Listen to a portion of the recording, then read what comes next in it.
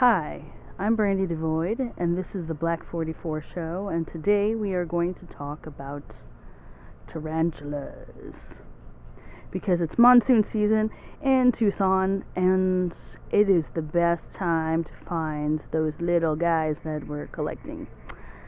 The kind of tarantulas we've caught in this show are known as desert blondes, western desert tarantulas, or Mexican blonde tarantulas.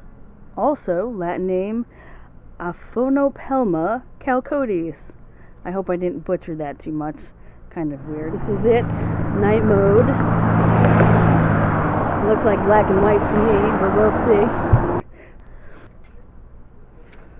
The openings for their burrows can be 1 inches to 2 inches. It looks like a little tiny hole in the ground.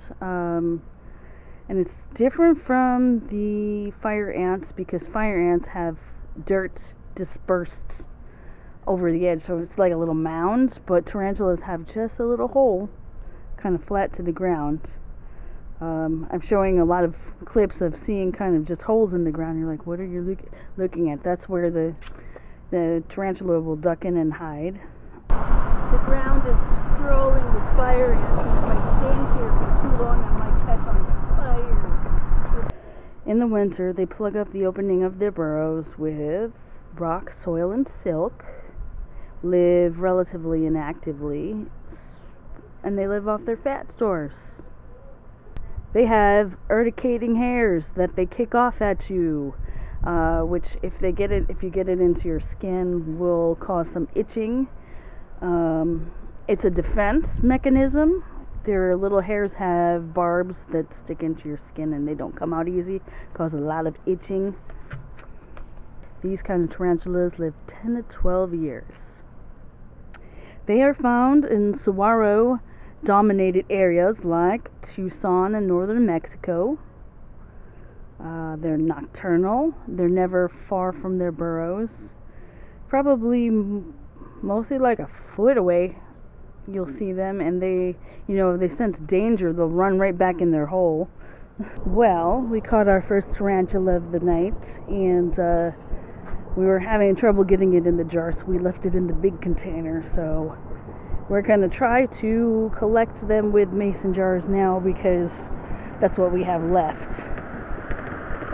Apparently this parking lot is really good for finding them at this time of night. It's about like 8:30 or so. Just turned dark out.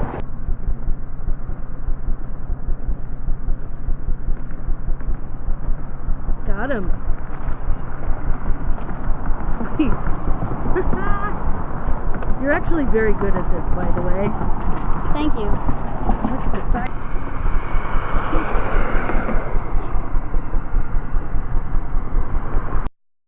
The males have spur on the front 2 legs to hook into the females for mating. Female will kill the male after mating if the male cannot get away. And this is a case where, you think the males are always going to get killed? No. If they can run away, it's a tricky thing. Females lay their eggs in their burrows and will stick around until the babies are big enough. Desert blonde tarantulas will molt once a year.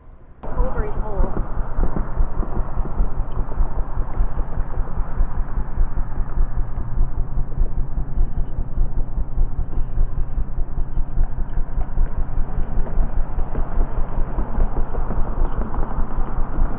Got him.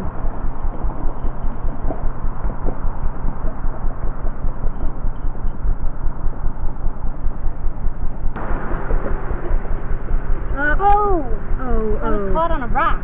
I know, it was so close. Something? It's very sensitive, but look at that. So this makes number 3 tonight, huh? Yeah. Who do you want to catch? Holy crap, my spider's getting big. Look at this thing. Look at it.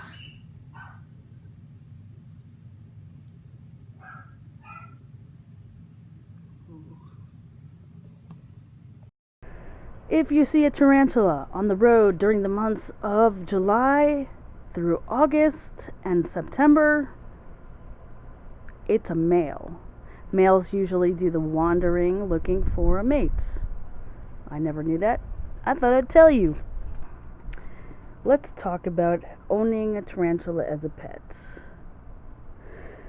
When you have a tarantula as a pet, this is kind of a different sort of pet to have. It's more of a pet you observe.